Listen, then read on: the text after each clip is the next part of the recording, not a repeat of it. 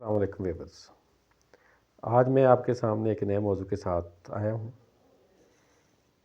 اور امید کرتا ہوں کہ آپ کو آج کا موضوع بہت پسند آئے گا۔ اس کے ساتھ ساتھ میں دوستوں سے ریکویسٹ کروں گا کہ میرے چینل کو سبسکرائب کر دیں، بیل آئیکن کا بٹن دبا دیں تاکہ ان تک لیٹسٹ اپڈیٹس آتی رہیں۔ اچھا، میں یہ سمجھتا ہوں کہ پی ٹی آئی کی جماعت کیا سیاسی جماعت ہے یا لونڈوں لپاڑوں کی جماعت ہے؟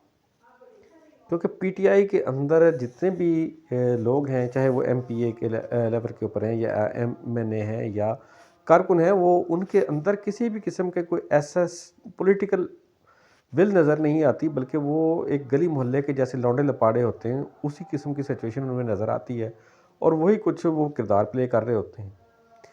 اس کی آپ یہ دیکھ لیں کہ مثال تحریک انصاف نے جو 2013 سے جو گورنمنٹ کی ہے کے پی کے اندر، وہاں پہ بھی اس میں وہی چیز نظر آئی۔ پھر اس کے اندر اس کے جو چیئرمین ہیں، اس کے چیئرمین کی جو باڈی لینگویج ہے، یا بانی چیئرمین میں کہہ لوں، کیونکہ اب تو وہ چیئرمین نہیں رہے، وہ اپنے کرموں کی سزائیں جو ہے کاٹ رہے ہیں اور اس کی وجہ سے وہ نااہل بھی ہو چکے ہوئے ہیں۔ تو وہ اگر ان کے بانی چیئرمین کے بارے میں بات کریں، دیکھیں تو وہ بھی آپ کو اسی طرح نظر آئیں گے، کلنڈرا پن ان کے اندر نظر آئے گا۔ پھر اس کے ساتھ ساتھ وہ کبھی بھی سیریس ایک پولیٹیشین نظر نہیں آئے۔ پھر دوسری بات، ان کے اندر ول پاور کا فقدان ہے۔ اس کے ساتھ ساتھ وہ نہ تو کوئی فیصلہ سازی میں اہم کردار ادا کر سکتے ہیں، نہ وہ کر سکیں ہیں، بطور وزیر اعظم بھی وہ نہیں کر سکے۔ وہ ہمیشہ سے یہی کہتے رہے کہ مجھے ایجنسیوں کے لوگ چلاتے رہے، مجھے ایجنسیوں کے لوگ بندے پورے کر کے دیتے رہے۔ یہاں پہ یہی ایک بات ثابت ہوتی ہے کہ یہ جو ٹولہ ہے، یہ لونڈوں لپاڑوں کا ٹولہ ہے۔ پھر اس کے ساتھ ساتھ آپ دیکھیں سوشل میڈیا ایکٹیوسٹ جو پی ٹی آئی سے تعلق رکھتے ہیں، آپ ان سے کبھی بھی جو ہے وہ اخلاقیات کی توقع نہیں رکھ سکتے۔ وہ اخلاقی گراوٹ کا شکار ہیں، چاہے کوئی بھی سیریس میٹر کیوں نہ ہو جائے، وہ اپنے اخلاقی دیوالیہ پن کا مظاہرہ کرتے ہیں، چاہے وہ قومی مسائل ہوں، چاہے وہ عدلیہ کے مسائل ہوں، چاہے وہ افواج پاکستان کے بارے میں کوئی بھی بات ہو، وہ ہمیشہ سے کھلنڈرے پن اور اپنی اخلاقی گراوٹ کا مظاہرہ کرتے ہیں۔ اس کی مثال میں آپ کو دیتا ہوں کہ لیفٹیننٹ جنرل سرفراز صاحب کا طیارہ ہیلی کاپٹر جو کریش ہوتا ہے، تو اس کے اوپر جس قسم کی انہوں نے ٹرولنگ کی، وہ قابل مذمت بھی ہے اور کسی طور بھی معافی کے لائق نہیں ہے۔ پھر اس طرح جس طرح انہوں نے افواج پاکستان کے خلاف ایک نیریٹو بلڈ کیا، 9 مئی والا واقعہ کیا، اس سے بھی یہی ظاہر ہوتا ہے کہ یہ لوگ سدھرنے والے نہیں ہیں، ان کو سدھارا جانا پڑے گا، ان کے لیے ڈنڈے کا استعمال کرنا پڑے گا۔ پھر آپ اور بہت ساری چیزیں دیکھ سکتے ہیں ان کے اندر، نہ تو فیصلہ سازی ہے، نہ اعتماد ہے۔ ہاں، ایک اعتماد ان کے اندر ہے، وہ ماننا پڑے گا کہ جو لیڈر جو ہے نا ان کا، جو بانی چیئرمین جو ہے، وہ جھوٹ بھی کہتے ہیں نا، وہ جھوٹ کو یہ سچ ثابت کرنے پہ بھیڑوں کے ریوٹ کی طرح لگ پڑتے ہیں۔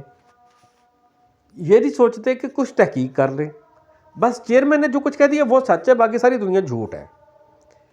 اس کے ساتھ ان کا چیئرمین دوسروں کو چور ڈاکو کا جو ہے نا وہ نیریٹو دے کر کے خود چوریاں کرتا رہا، ڈاکے مارتا رہا، قومی خزانے کو نہیں چھوڑا، توشہ خانے کو نہیں چھوڑا۔ پھر اس کے ساتھ ساتھ بلینٹی سونامی کے اندر گھوٹالہ کیا۔ اگر آپ ان کے ساتھ یہ بات کر کے دیکھ لیں، یہ آپ کے گلے پڑ جائیں گے۔ اور بھائی، سچ کو سچ سمجھا کرو، کاؤنٹر چیک کر لیا کرو۔ لیکن ان کے اندر کاؤنٹر چیک کرنے کی جو صلاحیت ہے وہ ناپید ہے، جبکہ اس کے مقابلے میں دوسری جماعتوں کا جو سوشل میڈیا ہے وہ نیریٹو بلڈ کرنے میں بہت پیچھے ہے۔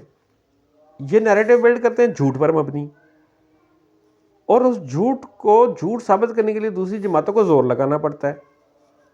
ابھی پچھلے دنوں نون لیگ کے والنٹیئرز نے ان کا توڑ نکالا ہے۔ اس میں چند میں آپ کو بتا دیتا ہوں: آر شہزاد، راجہ کبیر، اسدار اور वो हाशमी साहब, इन लोगों ने डंडा उठाया है इनके खिलाफ। और ये कुछ यूट्यूबर्स हैं, उनके खिलाफ भी उन्होंने डंडा उठाया। कुछ सहाफ़ी हैं जिन्होंने एक इस इलेक्शन को मुतनाज़ बनाने का फरीज़ा अंजाम दिया, पीटीआई के लिए वो रास्ता हमवार किया कि वो नैरेटिव बिल्ड कर सकें, उनके खिलाफ एक डंडा उठाया। तब इनको बैक फुट पे देखा गया। मैं ये समझता हूँ कि नून लीग को आर शहजाद जैसे लोगों हो गए, राजा कबीर हो गया, या असदार चौधरी जैसे लोग हो गए, इन लोगों को आगे लेकर के आना चाहिए, इनसे काम लेना चाहिए, मुस्बत काम लेना चाहिए। यार आपका सोशल मीडिया सोया हुआ है, आतिफ रऊफ की जो क़यादत में है वो सो रहा है, उसको जगाने की ज़रूरत है। और उनके ऊपर आपको अब ऐसे एग्रेसिव लोग लेकर के आने पड़ेंगे जो इन ट्रोल्स का मुकाबला कर सकें। फिर इसी तरह इदारों में भी अब जिद्दत लाने की ज़रूरत है कि ये जो ट्रोलिंग करते हैं इनका मुहासबा किया जाए, इनकी पिन पॉइंट लोकेशन पकड़ी जाए। मोस्टली तो ये तो जानते हैं, आम लोग भी जानते हैं कि ये इंडिया से बैठ के ऑपरेट होते हैं, इनके बहुत सारे जो ट्विटर हैंडल्स हैं, कुछ अमेरिका से होते हैं। हमें बाकायदा इसके ख़िलाफ़ एक प्लानिंग करना पड़ेगी, हुकूमत को भी, FIA को भी और बाकी इदारों को भी, कि इनका काउंटर किया जाए। इनके अकाउंट्स जो हैं वो फ्रीज़ कराएं, फ्रीज़ नहीं बल्कि मुकम्मल तौर पे बंद करवाएं। फिर इसके साथ साथ हमें जो है ना बयानिया जो है उसको परवान चढ़ाने के लिए भी अपने सोशल मीडिया को एक्टिव करना पड़ेगा। अच्छा, दूसरा मेरा मौजू था कि क्या तहरीक इंसाफ अपना वजूद बरकरार रख पाएगी।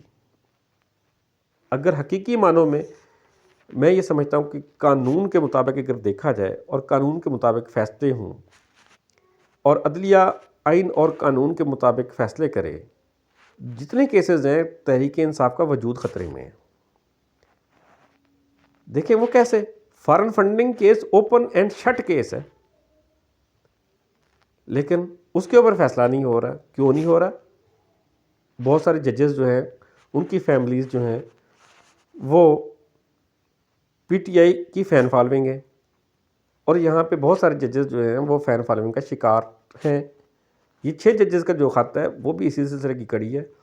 और चीफ़ जस्टिस साहब ने जो इसके ऊपर सो मोटो लेकर के बेंच तश्कील दी, बहुत अच्छी बात है, हम अप्रिशिएट करते हैं। एक कानून पसंद और आईने पाकिस्तान से मुखलिस जो जज होगा वो ऐसे ही काम करेगा, और उसे ऐसे ही काम करने चाहिए ताकि इसका एक दफ़ा कट्टी कटा निकल जाना चाहिए। फिर मैं ये समझता हूँ, मैं ये भी समझता हूँ कि अब अदलिया में रिफ़ॉर्म की ज़रूरत है, अदलिया में जजेस की तैनाती की रिफ़ॉर्म की ज़रूरत है। जब अदलिया में रिफ़ॉर्म्स आएंगी तो ये चीज़ें बहुत सारी ख़त्म होंगी। देखें, बंदयाल जब चीफ़ जस्टिस था, साकिब निसार चीफ़ जस्टिस था, उन लोगों ने हर मौके के ऊपर इमरान नियाज़ी और इसकी जमात को रेस्क्यू किया। तो ये जमात कब की बैन हो चुकी थी। अगर काजी फ़ाइज़ ईसा साहब की तरह जज आ जाएं और आइन और कानून के मुताबिक इसके जमात की फ़ंडिंग का जायज़ा लिया जाए, तो ये आइन पाकिस्तान और इलेक्शन लॉ के तहत किसी भी सूरत बतौर सियासी जमात वजूद अपना बरकरार नहीं रख सकेगी, और इसको बैन होना पड़ेगा, और इसके अकाउंट फ्रीज़ होंगे और बाकी सरकार ज़ब्त होंगे, बल्कि इसके चेयरमैन के ऊपर ताहियात पाबंदी भी लगेगी। मैं ये समझता हूँ कि अब इदारों के अंदर जो लोग हैं उनको ये सोचना पड़ेगा कहाँ कहाँ से इसको रेस्क्यू किया जा रहा है और कौन कौन लोग इसको रेस्क्यू कर रहे हैं, उनका मुहासबा किया जाना चाहिए, और आईन पाकिस्तान और पाकिस्तान के वजूद के लिए ऐसे तमाम कल्ट का मुहासबा किया जाना चाहिए। उम्मीद है आपको मेरी वीडियो पसंद आई होगी। इस दुआ के साथ अल्लाह पाक पाकिस्तान को हमेशा कायम व दायम रखे। पाकिस्तान जिंदाबाद।